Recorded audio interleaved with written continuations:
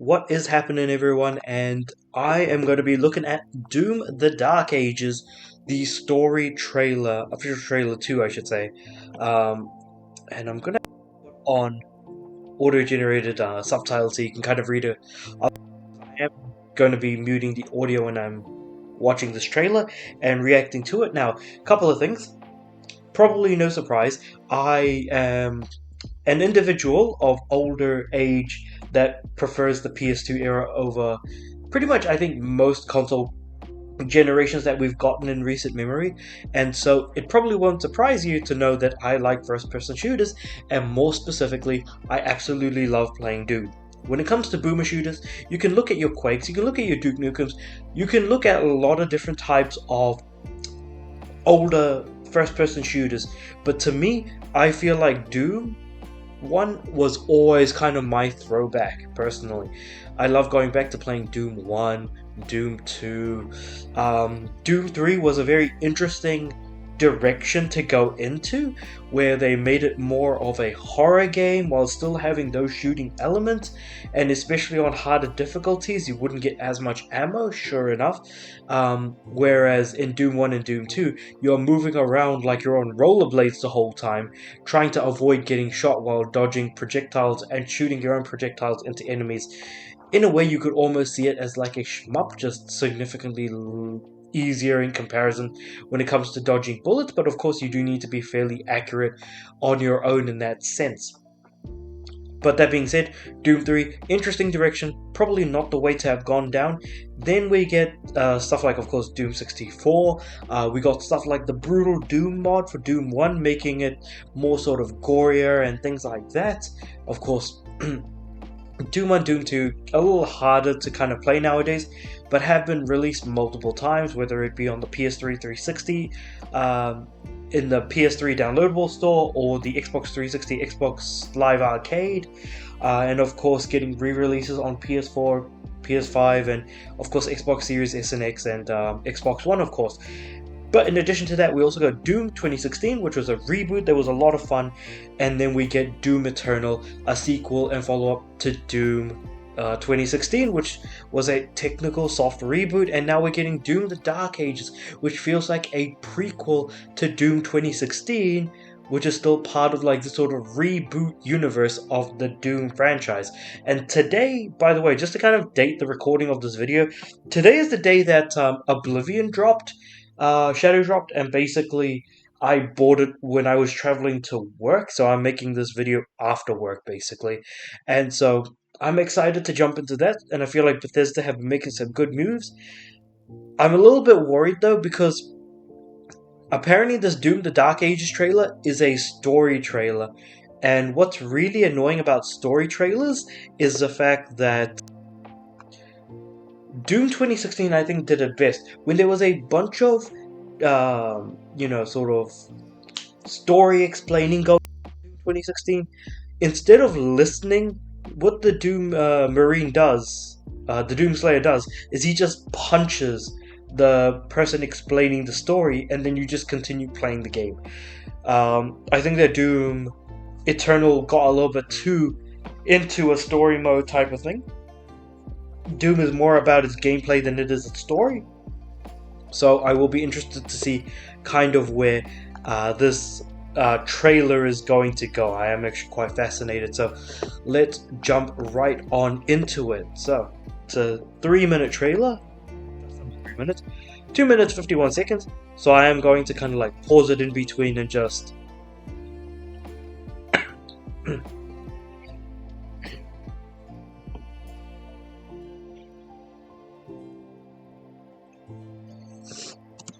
okay, so they're presenting the Doomslayer like a weapon created by the makers. I wonder who the makers are, though. That I am interested in seeing where they go with this. But again, while I'm commenting on the story-related aspects, it's worth keeping in mind that to me, the story is pretty much the least important part of Doom. It's always been gameplay first with this particular franchise, as it kind of has been with Doom 1, Doom 2, Doom 64, hell, Doom 3 to some extent, even though they tried to go into a weird direction, Doom 2016 especially. So I feel like you don't want to go too ham on the story, if I'm being honest. So, Doom Marine has a leash to stop it from going too insane.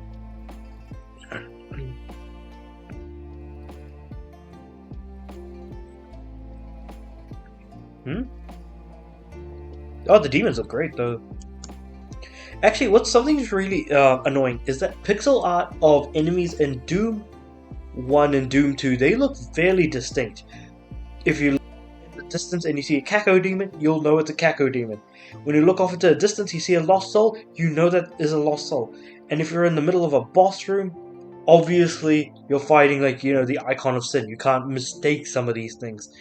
But the thing about Doom not Doom Eternal, Doom 2016 was because the game looked so much better, distinct grey-brown colors for enemies make other enemies look fairly indistinct, so it's kind of hard to like a lot of the interesting flair enemies used to have in terms of enemy design has gotten lost a little bit in between.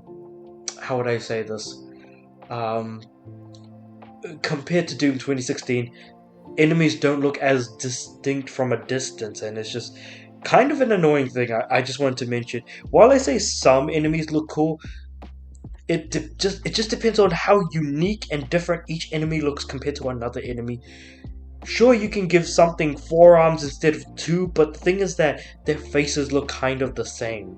That's what I'm trying to say. Okay, see, this fella looks interesting. He looks a lot more different than a lot of enemies we've seen in Doom 2016 and Doom Eternal, for example. Now, if we look through these guys, if I put their faces together, maybe. Oh, what we'll do is we'll slow it down. We'll bring the speed to about quarter speed.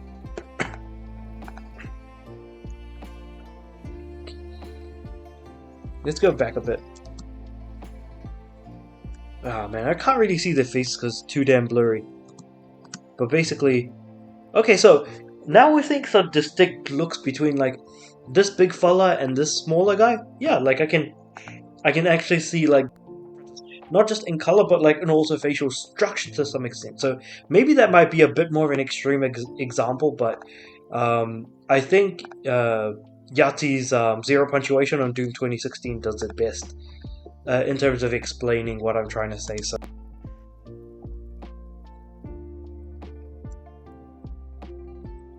Dominion over Hell.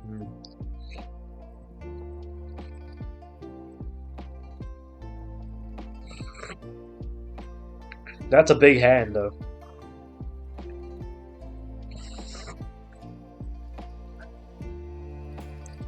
Oh.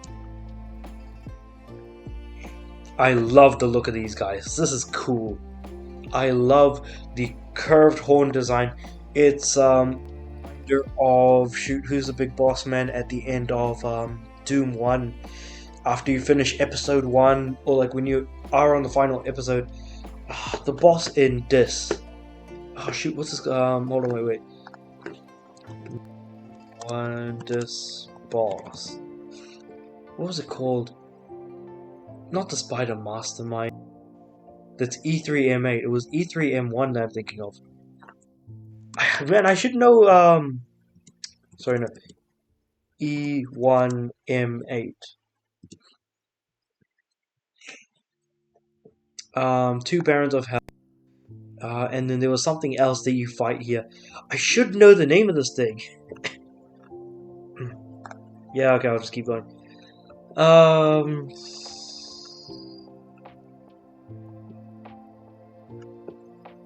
Baron of Hell. Was it Baron of Hell I was thinking of?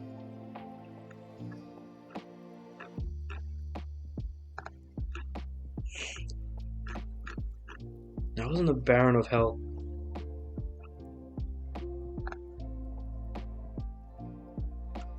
No, it wasn't the Baron of Hell. It was something else. It was a something demon. Anyway, besides the point. These... I like the look of them.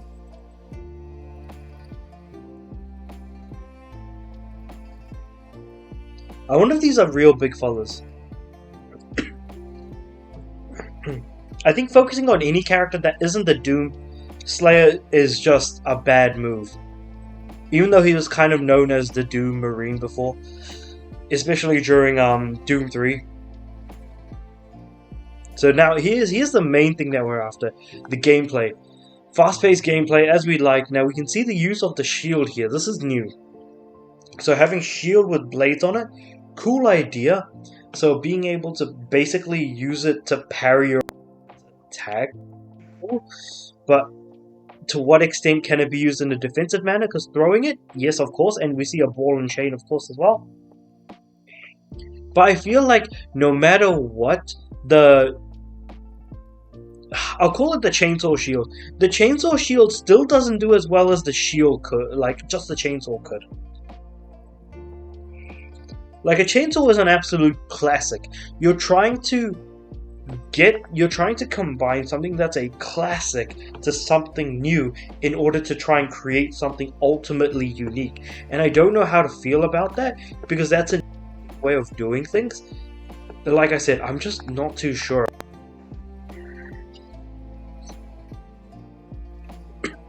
Okay, a mech? Is that a mech? Ain't no way that's a mech.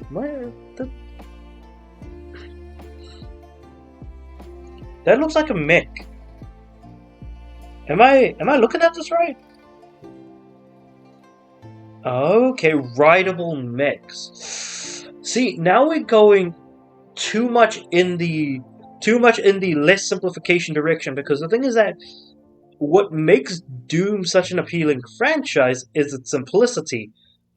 You have weapons, there are some demons, go kill the demons because demons are bastards. Basically, that's what I think Doom should come down to, but this is interesting. May 15th, of course, coming to Xbox Series S and X, Game Pass, of course, Day 1, Steam, and of course, PS5 and Battle.net if you're really...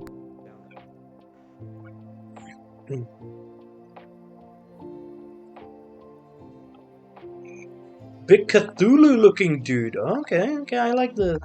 I hate the up to 2 days early access, that just kind of sucks. Future campaign DLC. That is if they do decide to do it, who knows if that is the case. Digital art book and it's just completely worthless. And the just, well, they're there. Which is all I'm prepared to say. Yeah, Jesus Christ, what the heck, okay. So yeah.